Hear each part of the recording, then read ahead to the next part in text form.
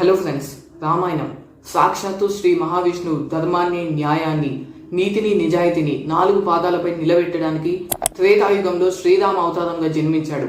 ఈ ఎపిక్ జర్నీలో శ్రీరాముడు ఎన్నో ఒడిదుడుకులను, కష్టాలను ఎదుర్కొన్నాడు. ఎంతో మంది రాక్షసులను అంతం చేశాడు.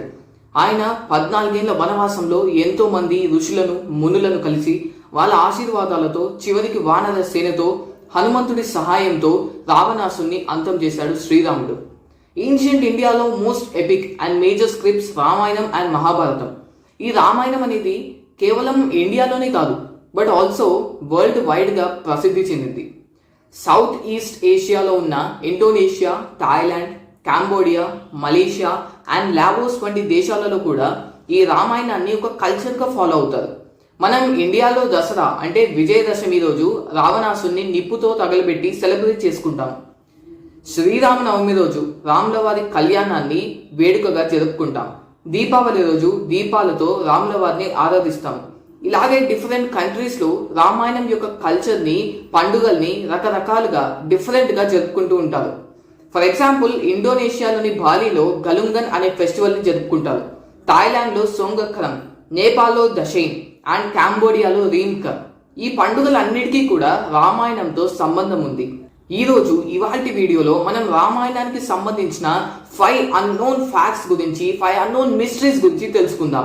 సో వీడియోని ఎండ్ వరకు ఖచ్చితంగా చూసేయండి, ఎందుకంటే చాలా ఇంట్రెస్టింగ్ గా ఉంటుంది. Chapter 1, Nandi curse Ravan. నంది సాక్షాత్తు ఆ బోలా శంకరుడి వాహనం.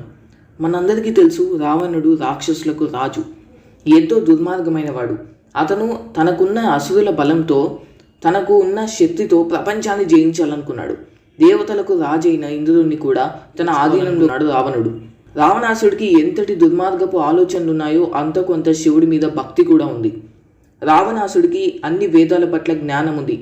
గొప్ప వీణా ప్లేయర్. ఒక రాజు ఎలా ఉండాలో రావణుడిని చూసి నేర్చుకోవాలన్నాడు శ్రీరామచంద్రుడు. రావణుడి లంక అతిపెద్ద సామ్రాజ్యం. ఈ అహంకారం వల్లే రావణుడు ఒకసారి శివుడి వాహనం ఇంకా మహాభక్తుడైన నందిని అవమానించాడు. దీని కారణంగా నందికి కోపం వచ్చి రావణాసుడికి ఒక శాపాన్ని ఇచ్చాడు. అదేంటంటే, రావణాసుడు కోతుల వల్ల అంటే వానర సేన వల్ల మరణిస్తాడని. నంది ఇలాంటి శాపాన్ని ఇవ్వడానికి ఒక బలమైన రీజన్ ఉంది. రావణాసుడికి కోతులన్నా, సాధారణ మనుషులన్నా అస్సలు గిట్టదు. ఆ అహంకారం వల్లే రావణుడు హనుమంతుడి తోకకు నిప్పంటించాడు. కానీ నంది యొక్క శాపం కారణంగా శ్రీరామచంద్రుడు అండ్ వానర సేన వల్ల రావణుడు మరణించాడు. దీనివల్ల మనకు చాలా బాగా అర్థమవుతుంది, అహంకారం, అధర్మం, కామం పతనానికి దారితీస్తాయని. Chapter number 2, Ravan had 7 great warrior sons. సాధారణంగా రావణుడికి 7 మంది కొడుకులు. వీళ్ళంతా కూడా గొప్ప సమర్థవంతులు.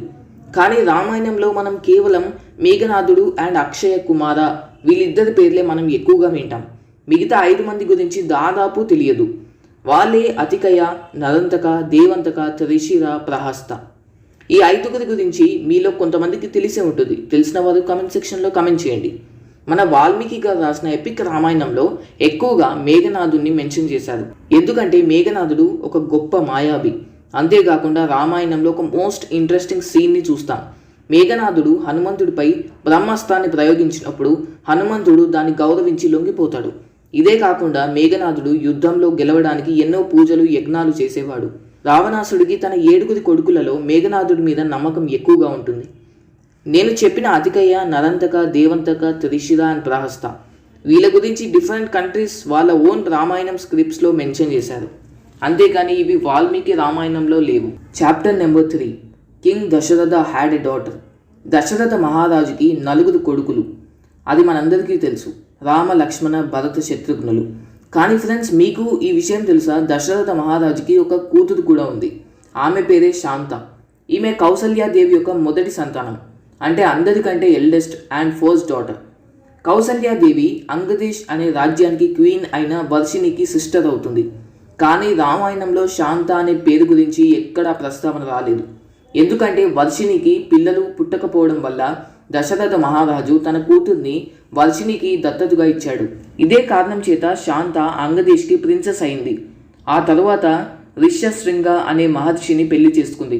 ఈ మహర్షి కారణంగానే దశరథునికి రామ, లక్ష్మణులు, భరత, శత్రుఘ్నులు జన్మించారు. దశరథ మహారాజు తన మొదటి సంతానమైన శాంతాను చిన్ననాటి వయసులోనే దత్తత ఇవ్వడం వల్ల రామలక్ష్మణులకు, భరత శత్రుఘ్నులకు ఆమె గురించి తెలియదు.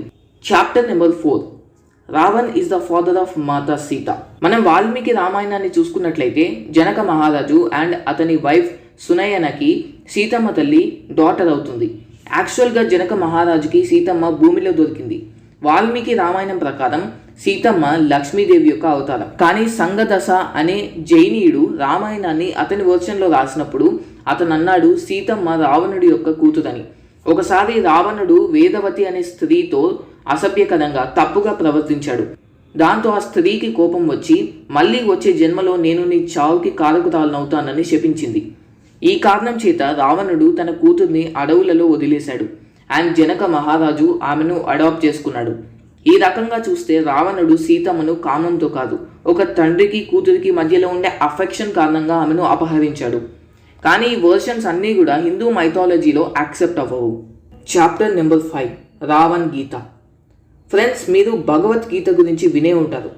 మరి రావణ గీత గురించి మీరు ఎప్పుడైనా విన్నారా? రావణ గీతలో శివుడికి ఇంకా అతని భక్తుడైన రావణుడికి మధ్యలో జరిగిన సంభాషణ క్లుప్తంగా వివరించారు. దీన్నే శివతాండవ స్తోత్రం అని కూడా అంటారు. ఈ రావణ గీతని రావణుడు స్వయంగా తన చేతులతో లంకా రాజ్యం గోడలపై రాశాడు. ఈ గీతలో వేదాల గురించి, ఉపనిషత్తుల గురించి, తంత్ర మంత్రాల గురించి, శివుడి పట్ల రావణుడికి ఉన్న భక్తి గురించి ఎంతో వివరంగా చర్చించడం జరిగింది. ఈ గీతలో ఏ ఏ టాపిక్స్ కవర్ అయ్యాయో ఒకసారి స్క్రీన్లో చూస్తే మీకే అర్థమవుతుంది. ఈ రావణ గీత అనేవి చాలా rare and valuable scripture. Open mind and sincere హార్ట్తో చదివిన వాళ్ళకి రావణ గీత వల్ల ఎంతో జ్ఞానం లభిస్తుంది. ఫ్రెండ్స్, వీడియోని చివరి వరకు చూసినందుకు ధన్యవాదాలు. Thank you very much. Please subscribe and click the bell icon for more interesting episodes.